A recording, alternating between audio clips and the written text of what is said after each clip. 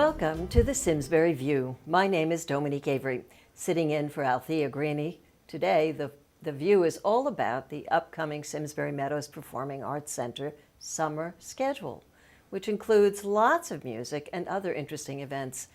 Just about everyone in town knows about the Talcott Mountain Music Festival, which is celebrating its 21st year, but not everyone knows that there's another separate series of events and music and concerts under the auspices of the Performing Arts Center, the board itself. And that's what we're going to be talking about today. Joining me today are Dave Ryan, who is the board president, yep, and sponsor, Martin Geitz, who's also president of the Simsbury Bank, and another board member, Ferg Jansen, who's also a board member on SCTV. So there are a lot of things I want to ask about. It sounds like you have an amazing series coming up this summer, Dave, but before we get lost in the details of the differences and everything, let's talk about the lineup this year. What is coming up? What's coming up? In June, on the 10th, we have the Solstice Music Festival, which is a local promoter, Tammy Braz, and we've got Tom Chapin and Livingston Taylor, which I think will draw very, very well and be an attractive thing. And then we move to the... And there's another group, it's the Eva, which is a folk group, yeah, and it's all sort of right down the folk music blend, and also very attractive to baby boomers, right, like us. Yes, we hope. We think it will be. And then we'll move on to the Talcott Mountain Music Festival. The Celebrate America concert is July 1st this year, and I know you're going to talk about all of those concerts later on. Right. On the 5th, we have the Avid Brothers, who were here last year on the 14th, if you remember. It's a very popular rock group. Then after just let me interrupt you. I went online. I know a rock critic, and I got a little quote from him because I had not heard them last year. And he said they have a unique bluegrass, country, punk, pop, folk, honky-tonk, and rock and roll mixture. So it sounds like it's appealing to a lot of people. Okay. It's a very entertaining group. So they were there last year. And I actually have a little story from last year's appearance of the Avid Brothers. I have some friends here in Simsbury who have 3 children in their 20s, and they're big Avid Brothers fans. And so the dad was actually went online sometime last April or May, and was actually prepared to have a family trip out to Colorado, to Red Rocks, to see the Avid Brothers. And then he was looking down their schedule and said, Simsbury Meadows, they're coming to Simsbury Meadows.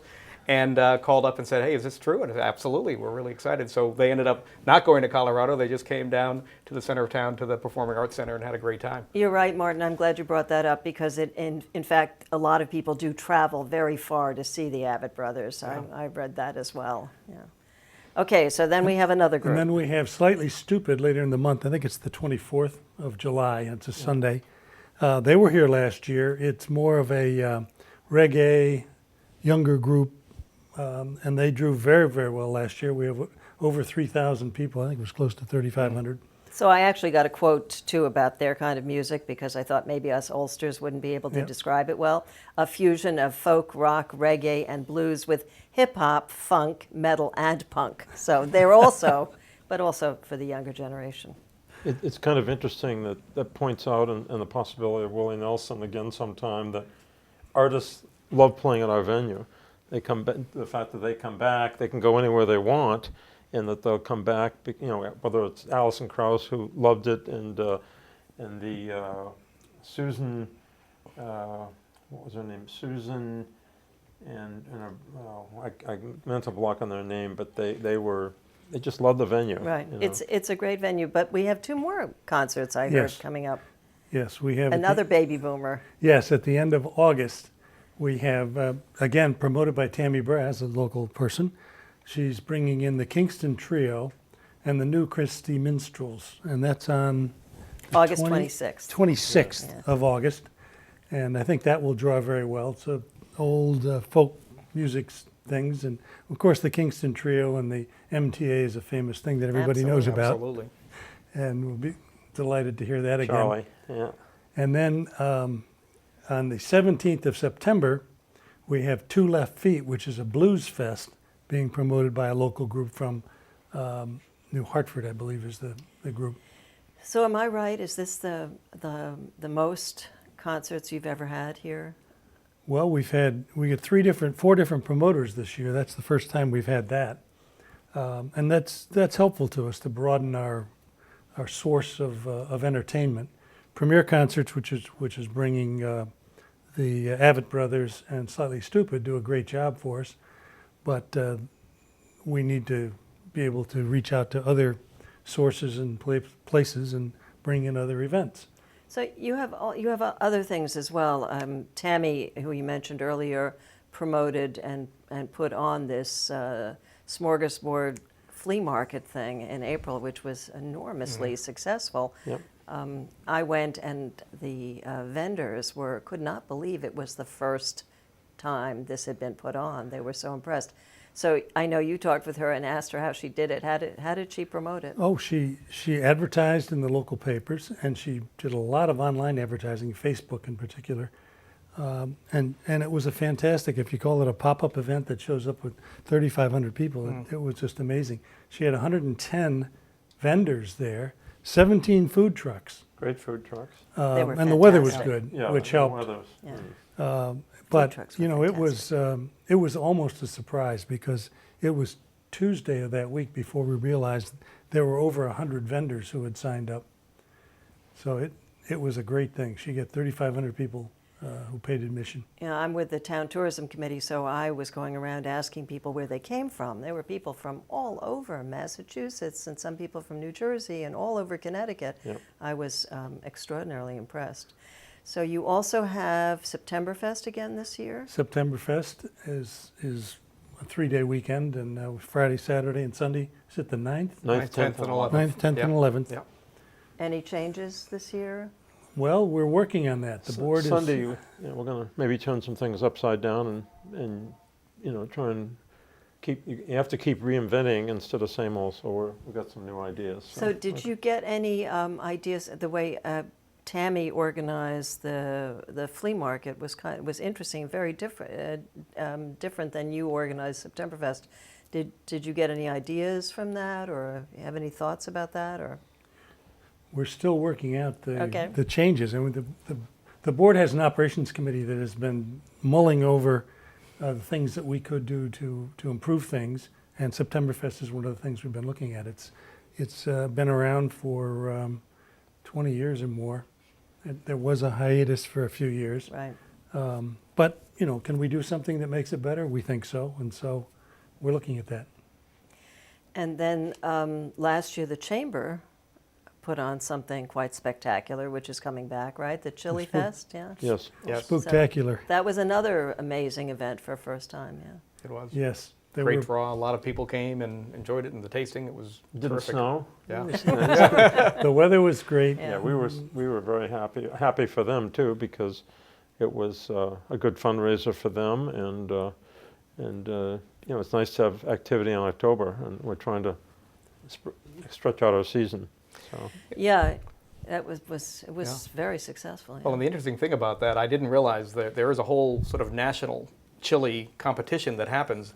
And one of the things that I heard from Lou George, who was one of the organizers with the Chamber, was that the timing was really good because it was the beginning of the season, if you will. So they were able to attract a lot of competitors on the chili front, which was very interesting. yeah, and the post on it was that they'll be back and they'll tell Yeah. their friends. So Yeah. I think and it's not. I think the benefit this year is it's not actually.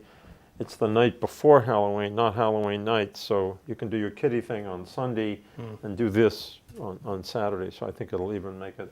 Again, if the weather is okay, well, it should be good for them. I didn't realize that either. The people who make the chili travel all yeah. over. And then I also asked people who were there, and they were also from all over Connecticut. It Yeah. drew really well. Yeah, they network. They had a lot of people there. They ran out of chili. A lot of the It's a vendors. good problem to have when you think about It's a good problem, it. yeah. It shows a great turnout. So you guys are a nonprofit. How do you make this work? Martin, you are a sponsor and you're on the board. How does this actually work financially? Well, for organizations like Simsbury Bank, for companies like Simsbury Bank, for whom Simsbury is such an important town and such an important economic driver. For us, it's very easy to say this needs to be a significant part of our sponsorship and contribution and marketing efforts. So we're delighted to again be the presenting sponsor for the summer concert series. It's an opportunity, selfishly, it's an opportunity for us to get our name out in front of not only people who are locally potential customers, but also in front of people who are from further away. And thanks to electronic banking and banking on your phone, we have customers who actually may not be living close to one of our branches who choose to do business with us. So it's a wonderful opportunity to be out there. And in terms of Simsbury's economic development, the Performing Arts Center is just such a jewel to have. And I think all of us on the board look at the great possibilities for continuing to expand its programming and resources and be the kind of not only presenting venue that it has been done so well, but also how do we make it more of an educational resource? How do we make sure that it's available to schools and colleges in the area? And so we're looking at a lot of different things there. But for us, getting back to your question though, the financial side of it, for us, and I know for many of the other local sponsors, it is a great way to get our name out in front of our customers, and it's a great way to also support the economic development of Simsbury, because in the end, if we have a strong Simsbury with vitality, that's good for all of us in business as well. Yeah, it is an amazing jewel. That's a perfect word. Dave, you mentioned earlier before we began the interview that you are actually looking for a sponsor for something this year. Well, yes. The Celebrate America concert, the 1st of July, always has fireworks, and we're looking for a sponsor to help with that, pay for the fireworks. The Master School has done it for the last couple of years, and they feel that they should take a year off. So we're searching for that. And how much do you need? By the time this airs, this is recording at the end of May. It's going to air throughout June. You may have found somebody by then, but how much? Well, we hope. We've asked a number of people, right. And it's a $5,000 contribution, and you get 10,000 people to see your fireworks. Probably 2,000 outside of the venue. Even last year, I think we had 12,000, according to the police. 10,000 who paid, and 2,000 who were outside. It's but always you can't keep fireworks inside. Right, it's an amazing but it's a great thing, right. and we are looking for that.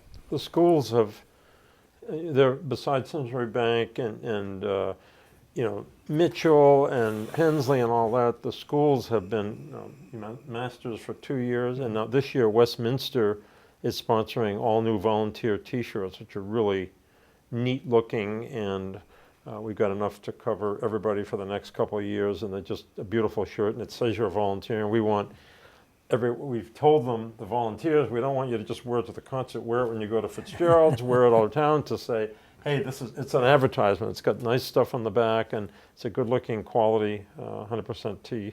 So but that's being paid for by Westminster. So. And last year Ethel Walker sponsored Septemberfest things. Yeah. And we have, of course, Payne's is a gold sponsor, local company that does a lot for us besides taking away the trash. They contribute. And Simscroft Echo. It goes on and on. Echo.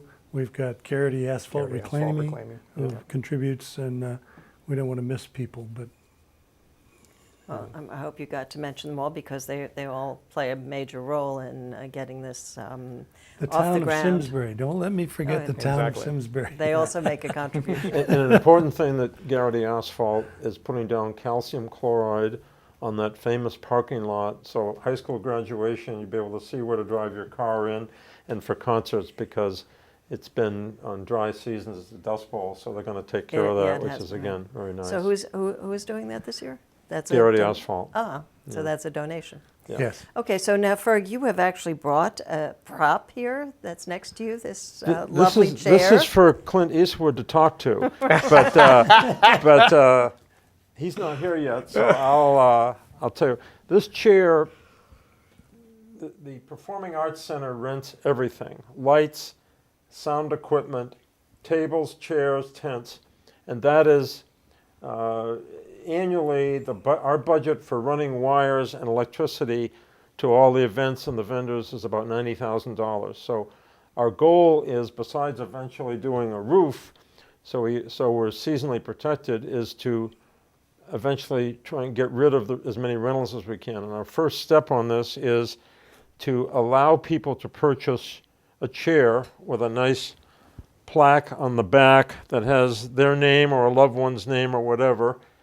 Chairs, it's a real quality, comfortable, heavy-duty chair. And the opportunity to buy them, they're $100, a donation, which is tax deductible because we're a 501c3. And if you buy one, it's $100. If you buy 5, it's $500. That works. But if you buy 20, a big company wants 20, it's only $50 a chair, so it's $1,000. So we have a form you can fill out to do whatever you want, and these are available in town from board members or at the Performing Arts Center. And if someone wants to look at the chair, this will be at Tom Vincent's office, so they can look at it. But it's like the bricks when it was built, and it's just a great way, and plus it helps us finance our thing. Can you sign up online? Can Yes, you order a yes. chair online? Yeah. Yeah. Simsbury Meadows. .com. Music.com. Yep. Simsbury Yeah. Meadows will get you there. Right. And Yeah. And also, that's the website. It's important if you want to volunteer for anything. You can just sign up easily online, and if it's all right to talk about it, we're always looking for ushers, setup people, take down. We need people to answer phones on concert days, people to park. And if you're interested in serving beer and wine, the town correctly requires us to go through a TIPS training program, so you serve alcohol responsibly, beer and wine. And we have these sessions, it's a 2-hour session, and you get a certificate that's good for 3 years. And we're having actually one of those on the 2nd at 6 o'clock at the chamber, if you're interested in doing that part. So it's a great opportunity to serve in any way. So are the volunteers for you and the symphony all organized the same? Or does the symphony have their own volunteers?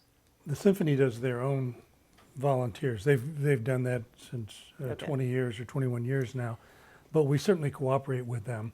But you need for need your different concerts, vendors, you need yeah. a whole new set of volunteers. And Yeah. people Yes. can go online and fill out the volunteer form. Okay. Exactly. And the Simsbury Granby Rotary Club for years has volunteered for the Talcott Mountain Music Series concerts to put up the tables and take them down afterwards. Yeah, So- they Yes. announced this morning that the first one is the 10th, and 8 o'clock we'll see you down there, and they get it for doing that. They get tickets so they can come to the function too. So it's a very nice Yeah. So it's a great relationship. way, and it's also a great way to see the concerts for free if you course, volunteer, exactly. right? Yeah. Yeah. So, And we should mention the Rotary has done an enormous amount for the Simsbury Performing Arts Center. I mean, maybe don't get as much credit as they should for the Over the amount of years. time they Yeah, put in. over the years. So you just talked about food, and that's sort of a perfect segue to the differences in the two concert series, the Talcott Mountain Music Festival rules and the PAC concert rules and events. So which one of you wants to tackle and describe the difference? People are getting better at knowing that, but Yeah, I still. don't think it's so confusing anymore, Right. but the Talcott Mountain Music Festival has always been a bring your own picnic-like thing, so people could picnic on the grass or have a picnic at the tables, bring their own beer and wine if they want. And so we've continued that, and the symphony wants to continue that. For the other concerts, the promoters do not want us to let people bring in food and beer and wine. And we sell that, and they get a share of the profits from the sales of the beer and wine, and that helps fund the concert. We couldn't have Willie Nelson and the Avid Brothers and Slightly Stupid and Alison Krauss and all of these good entertainers if we didn't have a way to bring more money in than just ticket sales. And you can't even, for those concerts, they're very strict, just like going to any other big concert venue. You can't bring in a glass of water or anything. It's all tightly controlled, and as Dave says, they get a part of that, and obviously the rest helps us. So is support the it. seating also different? Is the seating arrangement different at the two concerts? I've actually never been to one of the Yes. PAC series. Yeah, generally, the Talcott Mountain Music Festival has tables inside the stone wall, if you will, at the Performing Arts Center. And we generally get in the order of 100 tables there. For concerts like Alison Krauss, we will have stadium seating inside, which is side-by-side chairs with aisles up and down. And then for some of the younger concerts like Slightly Stupid, they actually don't have any chairs inside the stone wall. That's it's all standing. standing room. Pit seating. And it's something the kids are used to, and it solves the problem of having people rush to the front. You know, you've paid for the best seat in the house right in front of the band, and all of a sudden a rush of people come up, which has happened since the 60s in Right. rock concerts. That's true. And So when you buy that, you buy a standing room, a standing room inside the stone wall, Yeah. and Right. there's grass seating in the back. Right. generally, yes. And people are allowed to bring chairs and blankets for Yes. that. Yeah. Is there a difference between weather? Are there weather postponements? I don't know. I probably said Well, the that wrong. Tucumã Music Festival has rain dates. Right. That's what I And meant. so if there's, and rain dates are really a misnomer, but it's really if there's lightning or any serious threat to safety, the fire marshal actually makes the call as to whether it's too dangerous or not. And the symphony will say, okay, look at the weather on the rain date, and make a decision earlier. But for these Avid Brothers and the premiere concerts and the other concerts, there's no rain date. We hold the concerts rain or shine, and unless there's a serious lightning threat, the concerts go on. And people come from a long ways away, and they sit in the rain and enjoy it. The first concert that we had last year was Leonard Skinnard. And it was threatening rain. It never really rained hard, but it threatening rain, and we still had 4,000 people there. Yeah. So they had a wonderful time, and nobody melted. But it does remind us, one of the medium-term goals that the board has is to, in fact, create a roof over the area that's inside of the stone wall. Obviously, that's going to cost a lot of money and take time serious to raise fundraising. money. But in the shorter run, though, there are a number of things, including the chairs, where if we can get a lot of people to buy these chairs, that means we don't have to rent them, and so we're going to save money there. Those sound towers that we have to put up and lease every year, if we can own that stuff, it'll bring the cost down and really help the overall operation. So there was one event that you didn't mention, and that's something called Rise Up Connecticut. Do any of you know what that's about? I took some notes because I thought this is sort of a strange event. It's Tuesday, June 21st, and it's Celebrate International Day of Yoga and the Summer Solstice with Rise Up Connecticut. Rise Up's an organization dedicated to creating a healthier, happier, more sustainable world. Their mission is to spread love and light through festivals of yoga, dance, music, local vendors, and more. So it sounds like a curious event that some people might like to attend. Interesting event. My daughter got very interested in yoga, so I've heard some of these things. Maybe your kids did too. They're also going to have a Zumba fitness class, a power yoga class, and music, food. It sounds like it might be also quite Maybe interesting. We should sell beer and wine. You think they do? That's probably not the right audience for that. So that's on the 21st. On the 21st. Yeah, so we don't have a lot of time, but for people who have moved up, we don't have enough time. So I wanted to get in a little bit of history that this hasn't always been here, but in any case, we'll do that next time. Okay. So our time has really gone very quickly. Thanks to everyone here at SCTV behind the scenes for getting the show on the air. Director Karen Hanville, editor Kristen Benedict, and camera people, or cameramen in this case, Sam Davidson and Joe Giordenti. Thanks especially to my guests, Martin Geitz, Dave Ryan, and Ferg Jansen. It really has been a pleasure to have you back this year. And finally, thank you for joining us. If you missed any portion of the show, you can always find it on our website at simsburytv.org. I'm Dominique Avery, and don't forget to watch The Talk of Simsbury this month, which will have much more on the Hartford Symphony's summer schedule.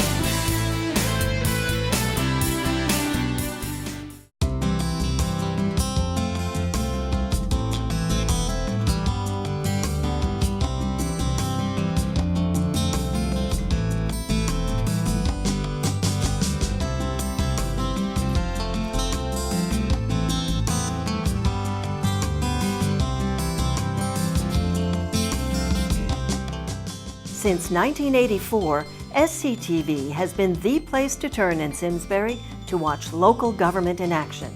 But we're more than local government and school meetings.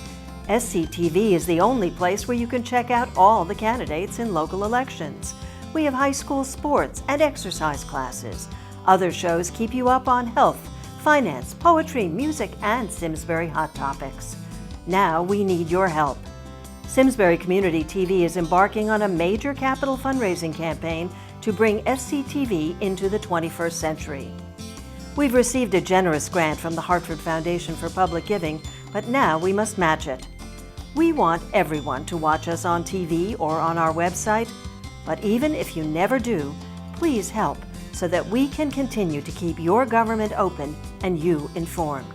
Someday, when there's a crisis, you will want SCTV to be there.